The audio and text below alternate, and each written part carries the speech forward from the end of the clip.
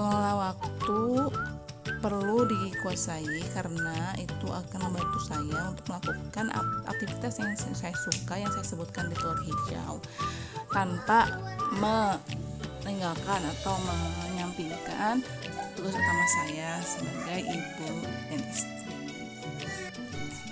Keterampilan dalam tahsin, tajwid atau metode ajar Al-Quran itu perlu saya kuasai juga karena saya menyukai mengajar ngaji kepada anak-anak maupun remaja gitu. Jadi sebagai guru harus menguasai ilmunya itu. Dan lagi bukankah sebagai manusia itu yang belajar dan mengajarkan. Jadi saya belajar dan mengajarkan, saya mendapatkan pahala sebagai sebaik-baik manusia.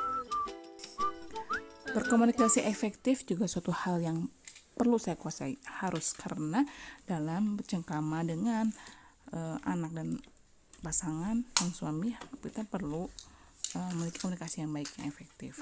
Ketika mengajar juga diperlukan, dan ketika melakukan kegiatan yang saya sukai lainnya itu juga diperlukan. Selanjutnya, mengelola emosi diri, anak dan pasangan itu harus saya kuasai karena itu menjadi problematika selama ini, dimana memang harus diperlukan ketika saya membersamai anak, membersamai suami. Jadi itu penting. Dan skill menyimak, mencatat, mempresentasikan itu hal yang penting dalam kegiatan saya yang saya suka, itu belajar. Karena jika saya bisa menyimak dengan baik, mencatat ilmu-ilmu yang penting dan juga mempresentasikan, berarti saya bisa menguasai ilmu itu dan juga melakukannya. Hops. Jadi tujuan saya belajar mengelola waktu adalah agar saya bisa memakai waktu yang saya punya untuk melakukan kewajiban-kewajiban saya sebagai ibu dan istri, juga melakukan kegiatan yang saya suka dan bisa. Jadi waktu saya efektif digunakan untuk hal yang bermanfaat. Dan tujuan saya belajar ilmu tahsin, tajwid, menguasai keterampilan tahsin, tajwid dan metode pengajaran Quran itu agar saya bisa mengajarkan Quran dengan benar. Saya pun belajar Qurannya dengan benar, melakukan baca Quran itu dengan benar. Lalu tujuan untuk belajar berkomunikasi efektif adalah ya biar saya bisa efektif berkomunikasi saat bersamai anak dan suami, serta saat saya mengajar dan juga melakukan aktivitas lain yang memang memerlukan keterampilan ini. Dan saya pun bisa mempengaruhi orang ke dalam hal positif dengan efektif berkomunikasi itu.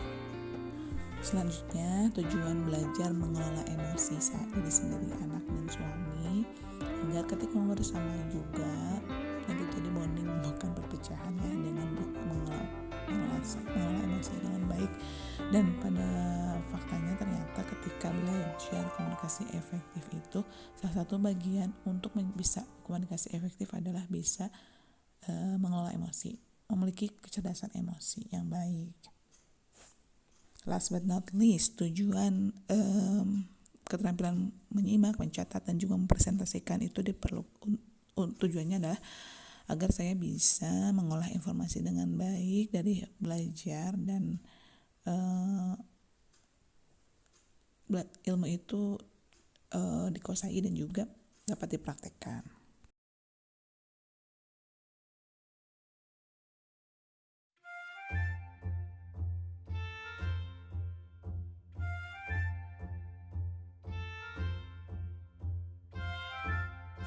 Jika dipilah kembali dari keterampilan tadi, yang mana yang perlu segera dikuasai, maka urutannya seperti ini. Ilmu tahsin dan tajwid sendiri saya sudah cukup menguasai. Jadi dari situ mana yang akan segera lagi dikuasai? Ya, jadi inilah di telur oranye.